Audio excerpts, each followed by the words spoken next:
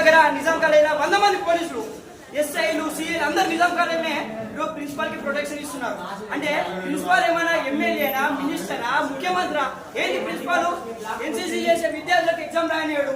300 నుండి 400 మంది విద్యార్థులు ఎగ్జామ్ కి హాజరు కావడం లేదు.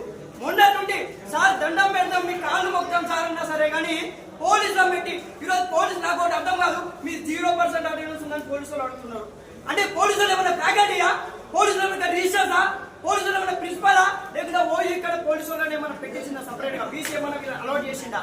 అది ఇంతమంది విద్యార్థులు, గ్రామీణ ప్రాంతం నుండి వచ్చిన విద్యార్థులు అటెండెన్స్ మీరు క్లాస్ లోకి వచ్చినా, ఇక్కడ ఒక అబ్బాయి క్లాస్ కి వచ్చినా సరే కానీ అబ్బాయికి అటెండెన్స్ చేయకుండా మీరు అబ్బాయిని ఆపడం జరిగింది. అంటే ఏంది ప్రిన్సిపాల్ మొండి వైఖరి ఏంది? బీజీ రిజిస్టర్ ఉస్మాన్ యూనివర్సిటీలో బీజీ రిజిస్టర్ ఇంతవరకు స్పందించరా? వీళ్ళు గ్రామీణ ప్రాంతంలో విద్యార్థులు కాదా?